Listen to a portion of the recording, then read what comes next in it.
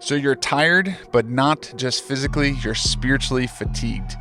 In this episode, we're going to be talking about how it's not just trying harder, but it's pressing in deeper with your relationship with the Lord to get through a dry season. So stay tuned for today's episode. As much as the movies highlight the shootouts, there's a lot of sitting and waiting under a bush, getting rained on or sleet and stuff like that, or sweating to death. Urinated on, or Well, thanks for bringing that up. And I realize nunchucks are a very effective weapon at dismantling your opponent because it knocked him clean out. And then like all the way on the play run, and I was like poking it with a pen and then looking over my brother to see if he had the reaction.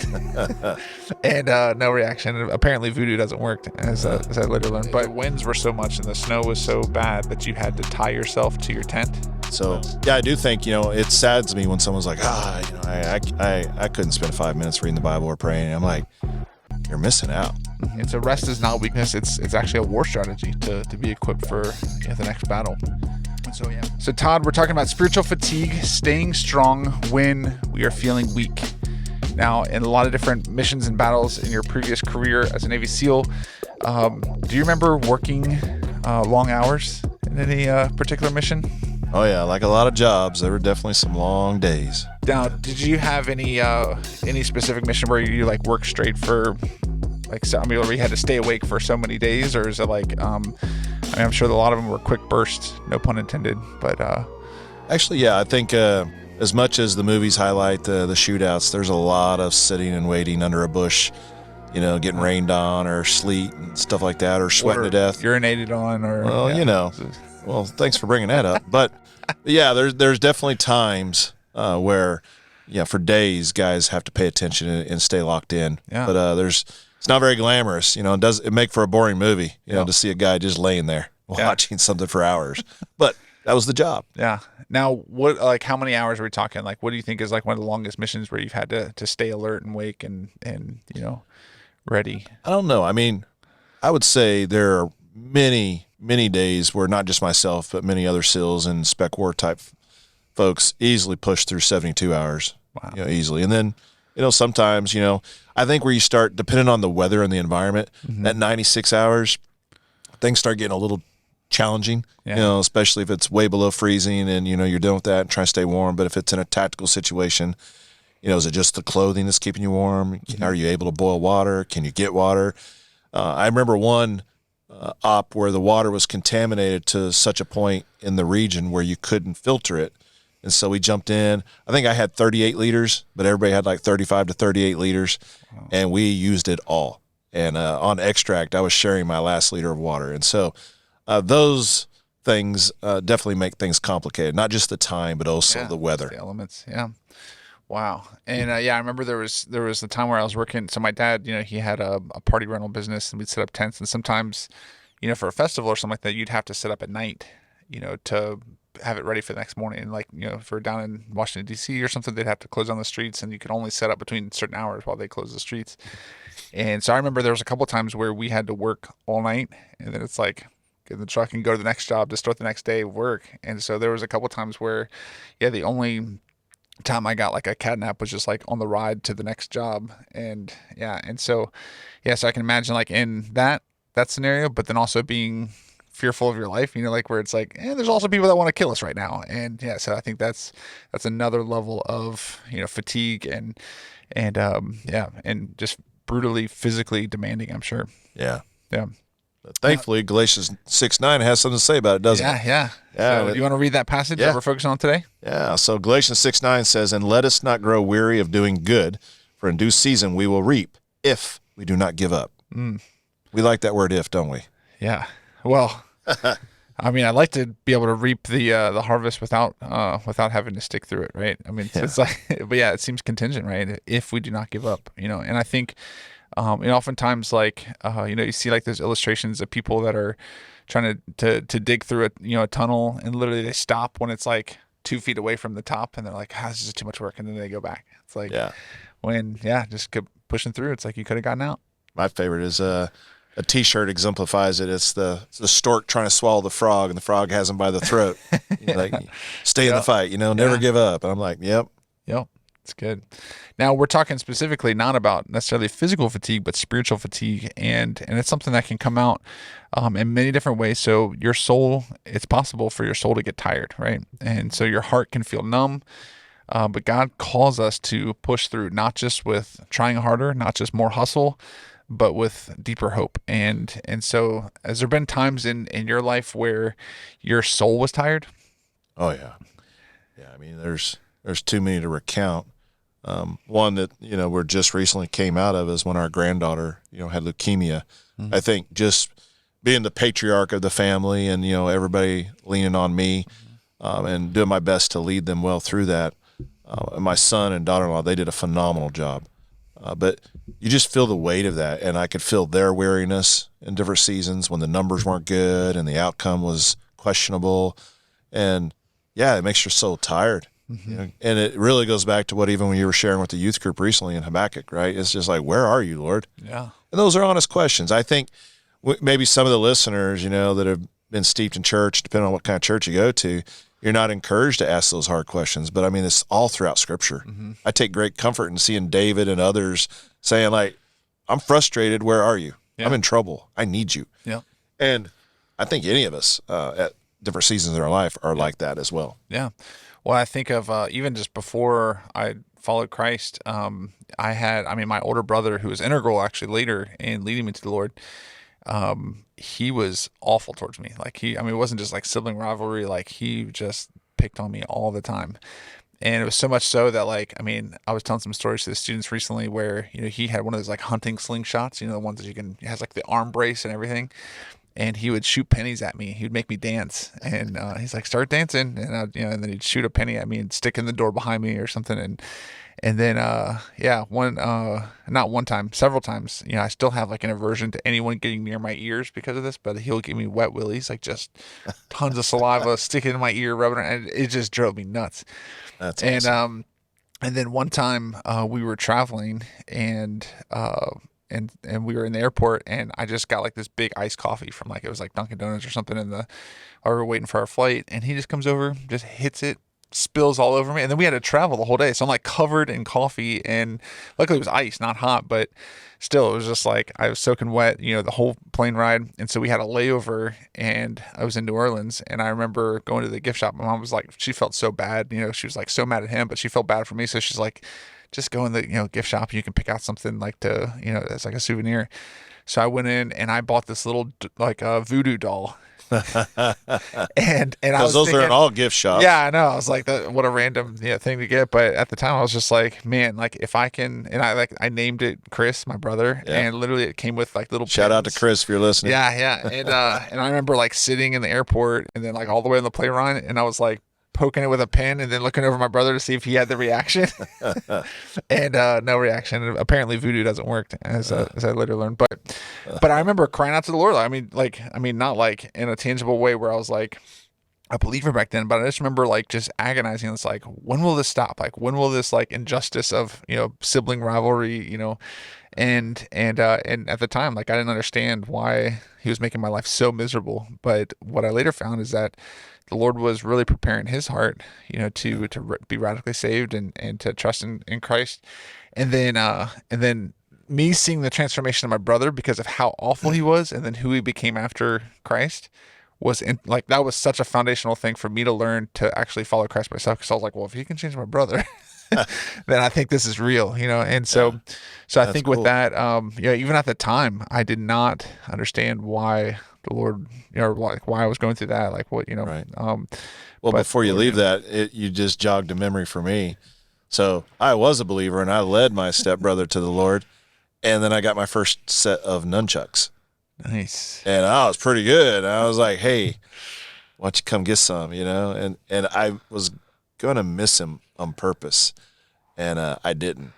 And I realized nunchucks are a very effective weapon at dismantling your opponent because it knocked him clean out. And I put, like, his head just started swelling green. And, of course, I was the classic big brother hovering over him to smother him as soon as he woke up so he wouldn't scream. Yeah. And then time progressed, and he did something to get me to chase him into the backyard. And I was like, I'm going to get you, boy. And he had stashed a CO2 pistol in the woodpile. and he's just far enough ahead, and he turned, and I was like, no, and he's like, bonk. It was like right between the eyes. And then you should have seen his face, though, because I think he was thinking like I would actually die. I mean, that's how mad he was at me. And then he was like, oh, no. I was like, oh, yes. It was like body slamming him on the wood pile and stuff. So, yeah, I didn't have an excuse. I wasn't lost. I actually loved the Lord, but I just loved him in a we all rough have, way. yeah, we all have But eventually he came to know the Lord, too. It was just tough moments. love where we grew up. Now, we've mentioned in a previous episode of the acronym R.A.I.D, and we're going to break down that acronym with just applying it to even just the spiritual fatigue when we feel weak. And so why don't you break down the R in R.A.I.D? What does that stand for? Yeah, so the R stands for resist the lie. And again, the things that I jotted down was one of the lies that we hear is you're not making a difference, you're burning out. But the truth is God uses your perseverance even when you can't see the results. And there are so many things in our life where, I mean, my wife and I, we enjoy watching It's a Wonderful Life around Christmas Eve time. And to be honest, she's the only one that stays awake for it all. Everyone else burns in or leaves the room. But it's a good reminder of the impact of one life, regardless of who you are. Like everybody has a story and everybody has such value to God and to so many other people. But oftentimes, even like we just recently celebrated her little brother, had a celebration service for his life. And there was wonderful things said, but you just wondered, did he ever hear those in person? We hear all these great tributes at a funeral, but it's like, man, I'd rather hear them when I'm alive, know? Yeah. But it's also a reminder, this resist the lie is I've also come to know that like we're always being watched. And on the comical side, I've shared with you before, but for the listeners, I have 7 grandkids, and then one of them that lives near us, when she just turned 2, we have this cool playground in the background or the backyard, and she was climbing underneath this little beam to go down the slide, and occasionally I'd go down it and and do it also. And then my wife and I were just standing there watching her to make sure she doesn't fall and all that stuff. And then she just stops and catches herself, and when she grabs the beam, she starts going, ah, ah, and starts grunting and groaning as she gets underneath. And then she cants her head where the left ear's facing us, because this is my better ear than my right ear. And then she's like, ah, and she makes all these noises going down the slide. Then she just jumps up and goes, ta-da. But she was full on mocking me. And my wife, like, she's dying off to the side. I'm dying. I'm trying to film it. And I was like, what a powerful reminder that even at that age, they're watching you and learning from you, how you talk, how you act. Yeah. And I think that's a great reminder for all of us. Like, maybe it's not a 2-year-old watching you, but maybe it's a coworker, maybe it's a fellow student, a spouse, kids. They're watching us. Yep. And you might want to even share, you do something interesting. We've talked about, I think, before on the boys' birthdays, right? Yeah. So I was thinking about that same thing. So we go on a birthday walk, and each year, for each of my boys, and on that walk, I ask them, is there something that you see in me that you don't want in your own life? And I've been shocked by how in depth they observe me. Like, I mean, they're able to say something right away. And Anything public you can share?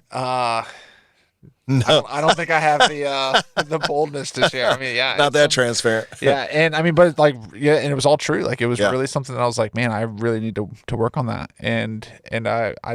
So if you ever want to humble yourself, ask your kids or somebody close to you, hey, is there something you see in me that you would never want in your life? And I'm sure one of them was they'd rather you not practice your yodeling at home. Yodeling is not my strong suit anymore. Yeah. Well, what's the letter A stand for? So that means arm yourself with truth. And, so that's how, Jesus battled temptation. He would quote scripture, right? And so Isaiah 40:29 says he gives power to the faint. So rest is not weakness. I always tell people, I was literally talking with someone who had just, they were working like crazy. They didn't take a day off for a long time, and I was like, even God rested. It's like it's okay to kind of chill out, and it's rest is not weakness. It's actually a war strategy to be equipped for the next battle. And so practice that spiritual Sabbath, moments of stillness. Even in active duty, you had to rest, right? I mean, you definitely longed for it when you got it. You didn't. You could sleep on rocks. It didn't matter. Guys are passed out on pallets on planes. Now, here's an interesting question. What's the weirdest place you've ever had to sleep? Weirdest. So I imagine you're just I don't know. grabbing a nap anywhere you Yeah, can. I don't know if any of them are weird to me. It's like, hey, rack time's rack time. But I mean, I've slept, on all our gear, where you just, pallet watch, they call it, you sleep on there. I mean, I've slept in all the environments from, the desert hot to the bugs biting you to death in the jungle to freezing to death in the Arctic and all those places, submarine ships, airplanes, you name it. But as far as anything weird, nothing stands out. I mean, that to me is just like normal living. Now there was one place that you'd shared before that you had. I don't know if you were solo or not, if you were by yourself on this, but I think it was when you were in Alaska and you were saying how you had the winds were so much and the snow was so bad that you had to tie yourself to your tent. Well, that was because I had to go get to the out bathroom? and go to the restroom, and I thought this would be an epic survival situation. My tent blew away, and it did, in fact, Yeah. almost blow away, but So it was you, tied to me. yeah, so you tied your tent to yourself. Yep. Went to the bathroom. Yeah. And Was then in the you came back, process. you're No, feeling no, your way no, back. no, What? no. It was doing the deed. Yeah. The tent took off, and so Ooh. I had this giant ball floating above me in a 100-mile-an-hour storm. Yeah. So it's And like a big kite. Yeah. you could a weather balloon, maybe. Yeah, I will say it made it very challenging to do the deed. Yeah. And so, yeah, that was I was thankful that I had the foresight to tie the tent off. Yeah.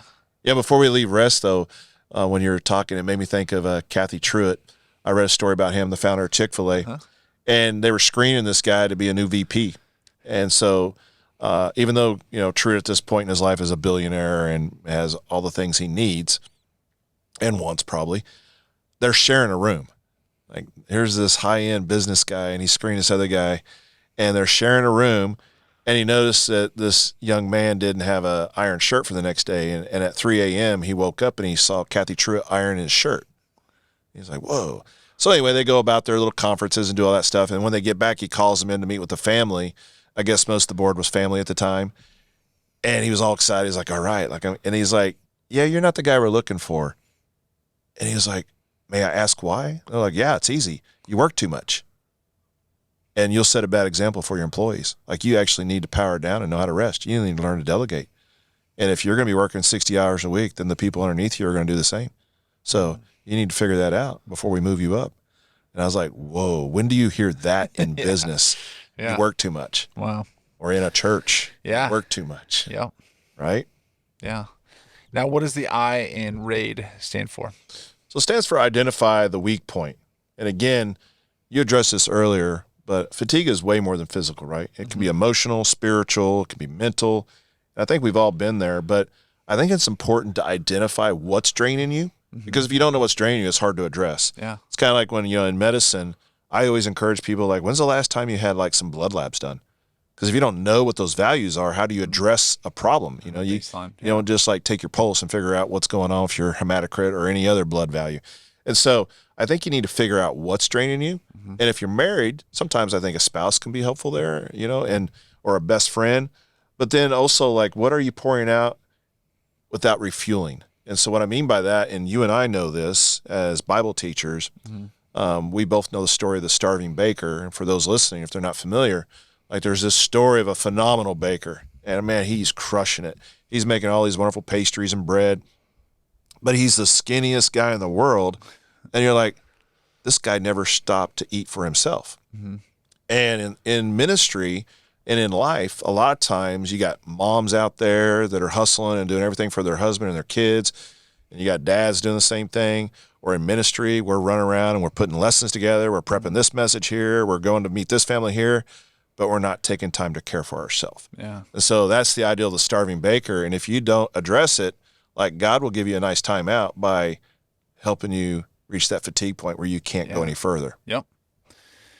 That brings us to D. Yeah. Depend on God's power. So reconnect through prayer, worship, fellowship, honest reflection.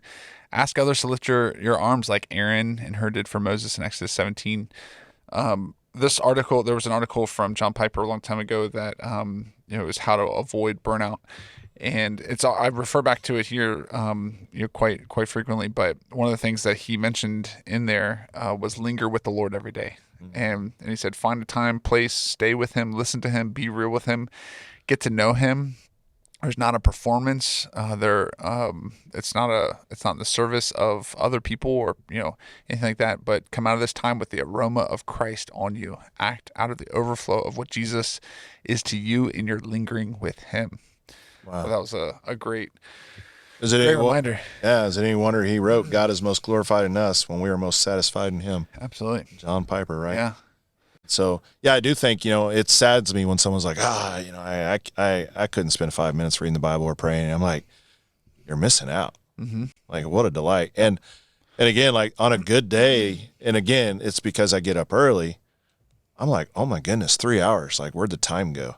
Because I love researching and going on tangents, and I'll start writing this and doing that. And next thing I know, I'm like, man, I got to hurry up and work out because I got to go to work or I got to go visit somebody or whatever. And so, yeah, time can get away from us. But I think, even as I preached last Sunday, I believe the message, I was saying like we all have the same amount of time each day. It's like, what do we choose to prioritize? What's important? Yeah, that's huge. And even with that too, like people say like, what, how can you, like, I remember, I think I've shared this before on here. So when my brother, he went to a Bible college to get a Bible certificate for like a whole year. It was like a year long, like, study the Bible. And I remember there's people in my family that were like, how could you study one book for an entire year? Oh, man.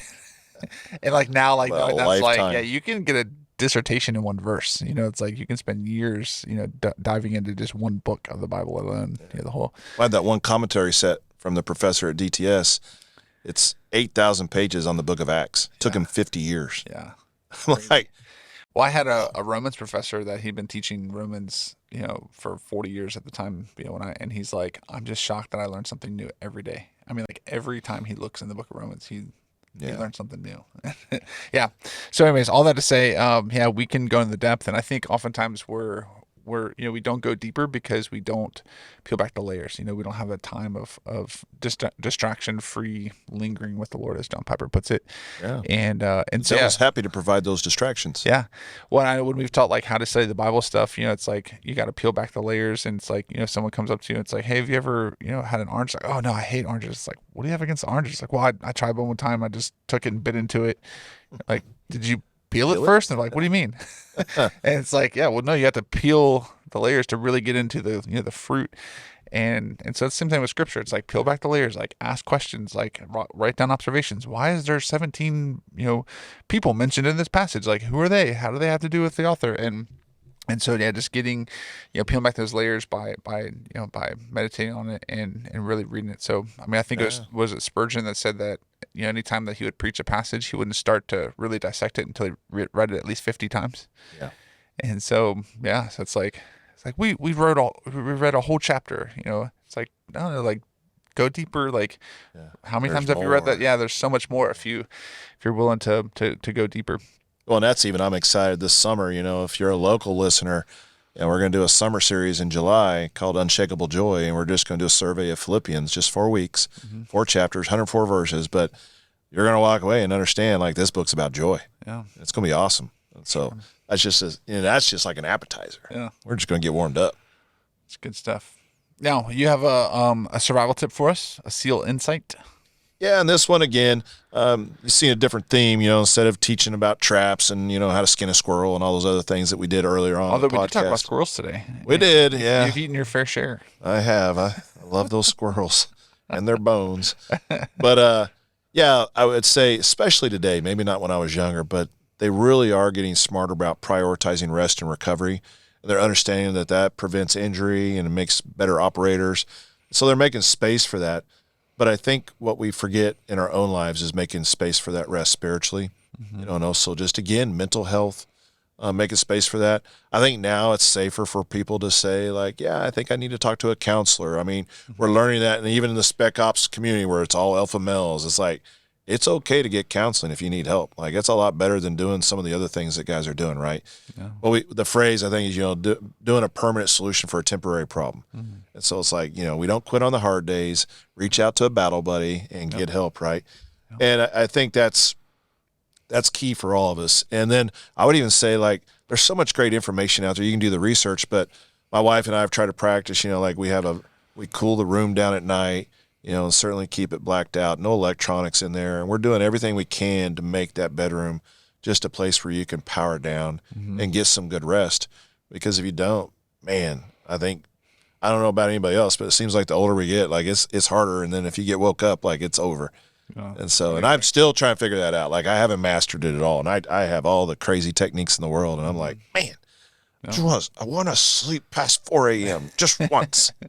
Yeah, I drives Caroline crazy. She's more of a light sleeper than me, and so yes, I'm able to literally lay my head down on a pillow, go to sleep, wake up next morning, and she's like, "How That's do you do that?" amazing. Yeah, Yeah. and so I'm not taking it for granted. Like I really, That's my wife. She's got the gift. I'm very grateful. My wife and I'm 2.5 months older than her. I won't share her age, but I did the math one time. This was several years ago. I was like, but I've been awake almost 2 decades longer. Wow. So I'm like, listen, youngin.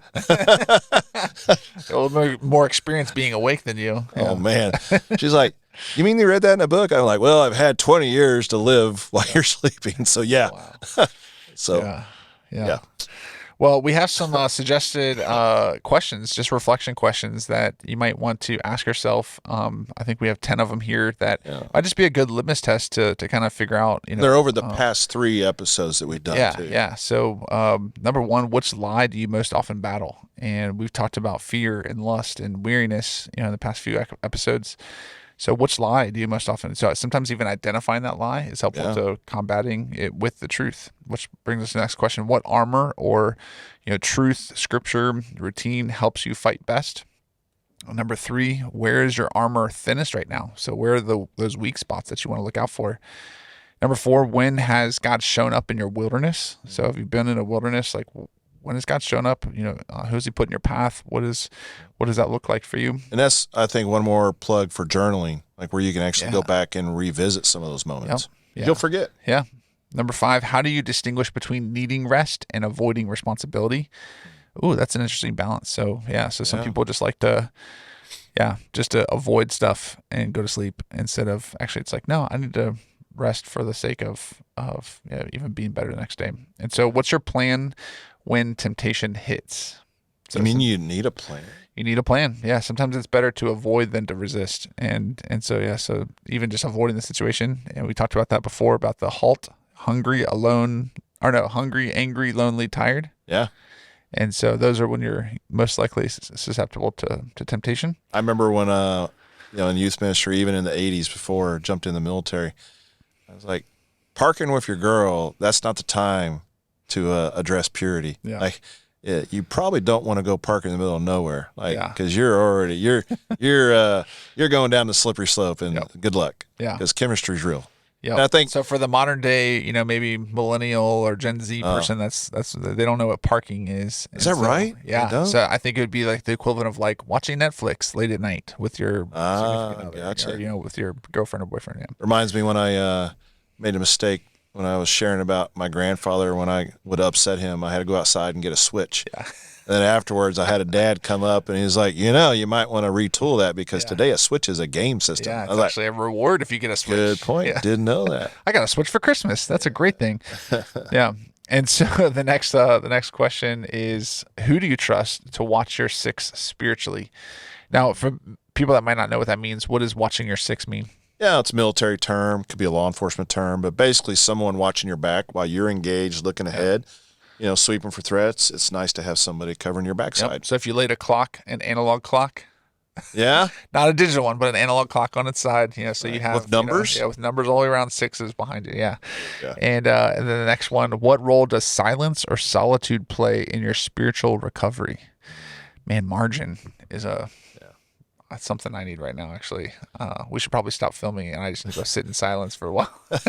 Yeah. Then number 9, if you could write a survival tip to your younger self, what would it be? Ooh. So we recently asked our seniors, we did a celebration for them that are graduating high school in the youth ministry. We asked them, that same question: what would you write to a 6th grader that's coming into our student ministry, and what advice would you give to them? And it was pretty fascinating. Was there some good ones? Yeah, I think it was actually good. It was insightful because we think that the younger generation is oblivious to the dangers of distraction, and almost all of them were saying it's like, don't get distracted, by the shiny object or by like just don't waste your time like scrolling social media. Like so it's like yeah, they see the value in focus. And then number 10, what does victory look like for you right now? What does victory look like for you right now in this season? So yeah, I think setting realistic expectations.